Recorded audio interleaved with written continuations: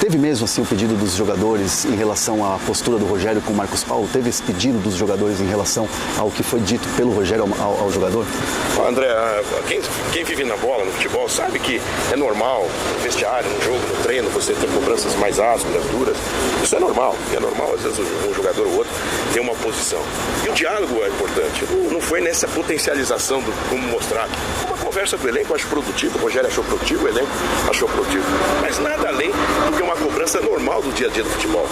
Quem conhece o mundo da bola sabe que o vestiário às vezes é tenso, na partida é tenso, no treino é tenso, e existe cobrança, existe hierarquia, existe disciplina.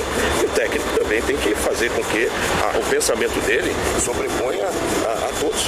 E aquela máxima, né? Ninguém é maior que a instituição, seja o presidente, o técnico, o jogador. E temos diretrizes, temos disciplina, e foi isso que aconteceu, mas com normalidade, que ganhou uma proporção, e a gente sabe que quando você perde uma classificação, tudo ganha um peso maior. A questão do Rogério, né? Porque muito se falou, o São Paulo de repente pensa em trocar o técnico, aquela coisa toda, o Rogério está pressionado. Em algum momento vocês pensaram em trocar o comando técnico do São Paulo? Em nenhum momento. É importante essa colocação sua, porque, veja, nós prezamos pelo profissionalismo. A longevidade de um técnico, trabalho a longo prazo. No caso do Rogério, ele perdeu muitos jogadores por contusões, a maioria contusões traumáticas, de jogadores protagonistas. Veja, lateral direito, lateral esquerdo, atacante, meia, dá para escolher, sem contar os defensores, né? Arboleda, Diego Costa, Ferrarese. Então, foi um conjunto de situações que não seria justo você cobrar do Rogério, se você perde na tua equipe, que é uma equipe competente aqui de mídia, de uma vez só, 70% do seu elenco principal, protagonista, vai talvez trazer um prejuízo para o seu trabalho. E o teu acionista não pode crucificar a pessoa em razão disso. Então isso nunca foi discutido, o trabalho continua, os treinamentos continuam. Veja, o São Paulo experimentou uma fórmula nos últimos 6 anos, salvo engano, nós trocamos 9, 10 técnicos, sem contar interinos, substitutos, provisórios. Deu certo? É uma receita que dá certo? Claro que não. Nós temos que ter pés no chão, tranquilidade e muita serenidade. Muita gente, mas o presidente tem que falar, mas falar. Por quê? Porque tudo está dentro da normalidade. O técnico tem contrato, ele é o chefe do departamento de futebol da parte da comissão técnica de campo, a diretoria está muito próxima de tudo. E, claro, foi uma desclassificação doída, ruim, inadmissível até, mas nós estamos vendo o campeonato, né? Hoje esse mesmo clube que nos ganhou, nos tirou a classificação dos pênaltis, é finalista do campeonato. E isso não nos consola, não é nenhum tipo de tranquilidade. Pelo contrário, há uma cobrança de todos nós, inclusive dos próprios profissionais. Mas o trabalho segue, nós temos aí a Sul-Americana, a Copa do Brasil, o Campeonato Brasileiro, e aí sim, nós temos que trabalhar com as mudanças que já foram feitas na área médica, na questão da USP, na preparação física e no fortalecimento institucional. Você mesmo fez uma matéria onde mostrou a realidade do CT. Hoje é uma outra estrutura. Estamos agora atacando a última parte, que é o vestiário aqui do CT. Então nós temos assim, olhando para o futuro, com uma condição melhor financeira, não de caixa, mas de econômica, do balanço vai ser complicado. E trabalhamos. Agora é o momento, e é por isso que eu falo, pessoal, não tem que falar, não estou falando com você hoje pela oportunidade. Mas agora é trabalho, né? E falar menos. Porque eu te abordei também aqui na parte do CT, por isso que você está falando, presidente. Mas assim, para entender, até para o torcedor também poder esclarecer, né? Como é que está a relação dos jogadores, desses atletas que foram questionar a questão do Rogério com o treinador? Hoje é uma situação que está totalmente fechada, totalmente uma pedra no assunto, ou ainda existe algo que precisa ser alcançado nessa relação? Não, eu sinto que no dia a dia, você sabe que eu sou um presidente que estou sempre no futebol, eu sinto no dia a dia que as coisas estão tranquilas. É claro que o futebol é dinâmico, e claro que a relação humana ela deve ser aprimorada por todas as partes, a cada dia. Né? O mundo mudou, o mundo hoje tem uma velocidade muito grande de redes sociais, etc. Então isso é uma dinâmica normal, e todos nós devemos investir no melhor relacionamento possível. Mas o que eu vejo no treinamento, eu estou aqui todos os dias, é um clima muito bom dos profissionais, na hora do almoço, na hora do café, na hora do treino efetivo. Então eu acredito que são coisas superadas, e eu coloco como uma questão normal. Se nós fôssemos focalizar o que acontece no vestiário depois de um jogo, mesmo dentro de campo, nós já vimos jogadores de vários clubes não querendo se pegar até. Todo mundo quer ganhar, todo mundo quer o melhor. Então, às vezes, e todo mundo quer jogar. Você tem um elenco com 32 jogadores, todo mundo quer seu espaço. O espaço deve ser ganho dentro do treinamento, dentro do campo, dentro da atividade. Eu vejo isso um episódio superado, e foi um episódio, eu repito, muito tranquilo, não houve todo esse estardalhaço de colocar. O que é normal também as pessoas especularem, o que interessa é o trabalho, o que interessa é o diálogo, e o que interessa é você saber onde você quer chegar. Logo depois da eliminação do Paulista, teve a mudança no departamento médico, né? Mudança de profissionais. A opção pela saída do Dr. Sanches, ou pelo menos pela mudança de cargo ali, para não mais para o dia a dia. Isso foi pressão? Qual que foi a ideia? Muito boa pergunta, André. Esse é um trabalho que vem sendo preparado há muito tempo. Nós temos o Departamento de Excelência Médica, os profissionais que hoje estão aqui no CT estavam em Poti, estavam sendo preparados. Nós tínhamos tudo planejado para fazer após o Campeonato Paulista. Como veio a desclassificação e nós temos aí quase um mês de inatividade em termos de jogo, foi decidido antecipar, que é muito natural. Então veio o Dr. Ricardo, o Dr. Fábio e o Dr. Sanches, com a experiência, com a história que ele vai fazer a coordenação de uma transição, que não é tão simples, né? Então não há nenhum tipo de ataque pontual, achar um culpado, esse ou aquele. Não. É algo planejado que ia acontecer após o Campeonato Paulista. Teve a desclassificação, antecipamos. Até porque o time hoje treina em 2 períodos, o time fará amistosos, e é importante esses novos profissionais, sem abrir mão do conhecimento histórico e técnico do Dr. Sanches, estar aqui presente. Na questão da preparação física também é um caso que não foi feito agora. O convênio com a USP foi de 2022. Ele estava sendo trabalhado. E esse é o momento de que nós iríamos implantar, tudo depois do Campeonato Paulista. E o depois é esse. Perdemos a classificação, o Campeonato Paulista acabou, então implantamos. O Galo teve que fazer uma cirurgia de correção lá em Buenos Aires. Ficou assim ontem na torcida do São Paulo, muitos questionamentos. Por que não aqui no Brasil? Por que não com os profissionais do São Paulo? Por que essa opção em Buenos Aires? O Wellington também teve que fazer uma cirurgia de correção no momento em que o departamento médico tem essa mudança. Por que essas opções e como o São Paulo vê esses questionamentos todos que vêm de torcedores e também muito de quem cobre o dia a dia do São Paulo? Olha, o São Paulo olha questionamento torcedor com muita tranquilidade. Acho até normal, porque quando você ganha, o humor é um. Quando você perde, o humor é outro, é natural. Mas nós aqui fazemos todas as nossas ações com convicções. Para nós, o atleta que tem um problema médico, ele é um paciente que deve ser respeitado. Nós mesmos podemos ter um médico como empresa e queremos dizer, eu quero fazer com esse médico porque ele já me operou. O que interessa é que o São Paulo acompanhou, supervisionou e fez todas as ações conjuntamente com esse médico, como que a gente possa dizer, um médico que tem um histórico com alguns atletas. Mas o Ferrarese foi operado aqui com o Dr. Moisés Cohen e os outros também. É um caso ou outro que você tem que respeitar também a questão pessoal do paciente, atleta-paciente. Mas o São Paulo vê isso com muita tranquilidade. Nós sabemos que o pós-jogo de uma desclassificação, ele é turbulento.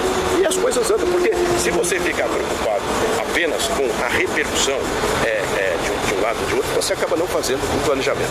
São Paulo vem aí com um balanço financeiro onde nós vamos apresentar um superávit, onde nós já estamos diminuindo a dívida e nós estamos mantendo um time competitivo, contratando 9 jogadores.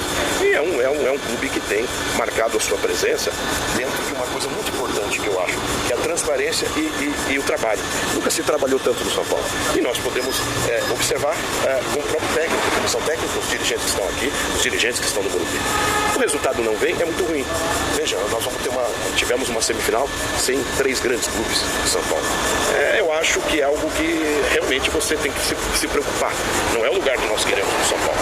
Mas já aconteceu. Eu tenho que olhar agora a Sul-Americana, a Copa do Brasil e o Brasil. Presidente, você falou de superávit que vem aí do balanço. E o São Paulo vai ao mercado? 4 reforços? É isso que vocês estão mirando? Ou não tem uma quantidade exata? Como é que vocês estão planejando isso? São Paulo, André, ele contratou 9 jogadores. Mudou um ciclo e atendeu às características de posições que o Rogério precisava. Nós temos restrições financeiras, nós temos um orçamento e nós não vamos fugir disso. Então não vou aqui falar em absolutamente quantidade de contratações. Podemos ter oportunidades, as oportunidades são analisadas com criatividade, com condições econômicas, com oportunidades.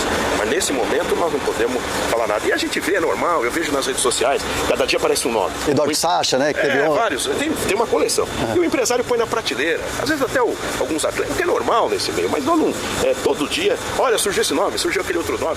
Isso é coisa de rede social, de interesses comerciais, que é normal no mundo capitalista do futebol que nós vivemos. Nós nem olhamos isso, olhamos assim pelas indagações. Todo dia tem um jogador que se especula. Talvez jogador que não está bem num centro, está fora de jogo, quer estar na prateleira. Isso é normal no nosso meio. Nós temos uma convicção, uma restrição orçamentária e vamos cumprir. Nós contratamos 9 jogadores. Infelizmente, muitas contusões tiraram o São Paulo de uma luta que nós entendíamos que seria mais eficaz. E isso atrapalhou. E claro que se houver oportunidade precisar de reposição dessas posições dentro das nossas condições, nós faremos, sem prometer número de contratações, nomes, absolutamente nada. Ou seja, não dá para assim, prometer um grande nome, aquela coisa de uma contratação bombástica, nada disso. Não. Acho que o nosso feitio sempre foi trabalhar e quando conseguir anunciar.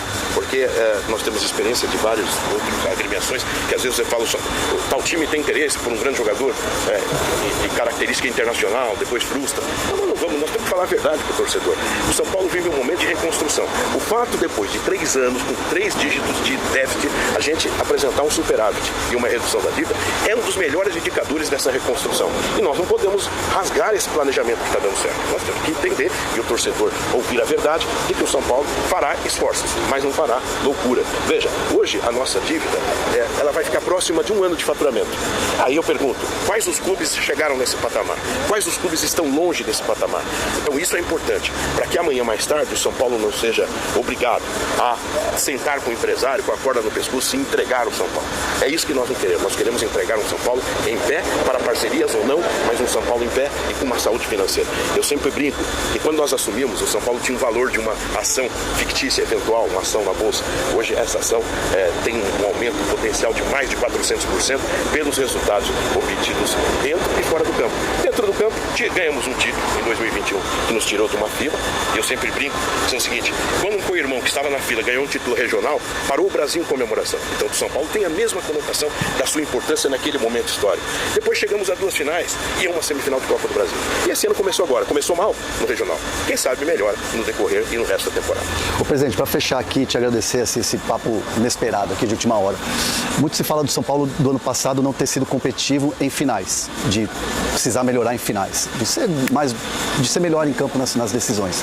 Esse ano não chegou nem numa decisão, parou nas quartas de final. São Paulo andou um pouco para trás em relação ao ano passado, é isso que vai se cobrar principalmente do treinador? O que se vai se cobrar é uma melhor performance, não tem dúvida de todos nós, é uma cobrança coletiva, não é só em cima do treinador, é em cima de todos nós que temos metas, dirigentes, atletas, todos, é um conjunto. Agora, em 2021 nós começamos muito bem ganhando um título que nos tirou da fila, depois o resto da temporada foi ruim naquele ano, né? Então nós esperamos que esse ano seja o contrário, a gente melhore. Então o ano ainda estamos aí no primeiro trimestre, então nós acreditamos que podemos melhorar e principalmente a nossa preocupação maior é o Campeonato Brasileiro, um campeonato muito difícil que nós temos que nos preparar. Então essa é a grande realidade. Agora, o time que chega a várias finais, chegou em 2 e não ganhou, é reflexo de um tempo que o time não chega a finais, ele tem que se acostumar de novo a disputar finais. E se acostumando a disputar finais, ele vai ter mais chances de conquistar um título ou outro dentro desse complexo mundo do calendário do futebol brasileiro. Mas eu vejo algo que não era diferente do que imaginávamos antes de assumir. Um clube que estava numa situação terrivelmente difícil, ainda com restrições, claro, mas que quando eu olho para trás, ele melhorou muito. Quando eu vou ter um balanço que apresenta um superávit, depois de 3 anos, de 3 dígitos de déficit e a redução da dívida, e contratando 9 jogadores, é sinal de que o São Paulo começa a trilhar um caminho que deve seguir. Penoso, difícil, de reconstrução, mas que o torcedor entende. Se eu fizer qualquer ato irresponsável financeiramente, eu vou jogar o São Paulo no futuro com um grande problema e aí talvez irreversível. Então, os sinais estão mostrando que nós estamos conseguindo mudar. Mas é muito trabalho, é muita perseverança, é muita paciência, é muita resiliência, mas sobretudo trabalho. O trabalho está sendo feito e vai continuar assim, sendo feito com verdade, com trabalho e com muito diálogo. Por isso que eu tenho falado um pouco, que nesse momento, a mensagem que eu quero dar para os profissionais é trabalhar. Falar menos, trabalhar mais. E é isso que nós estamos fazendo. Valeu, presidente. Obrigado mesmo. Bom trabalho. Valeu. Valeu, gente. Valeu. Valeu.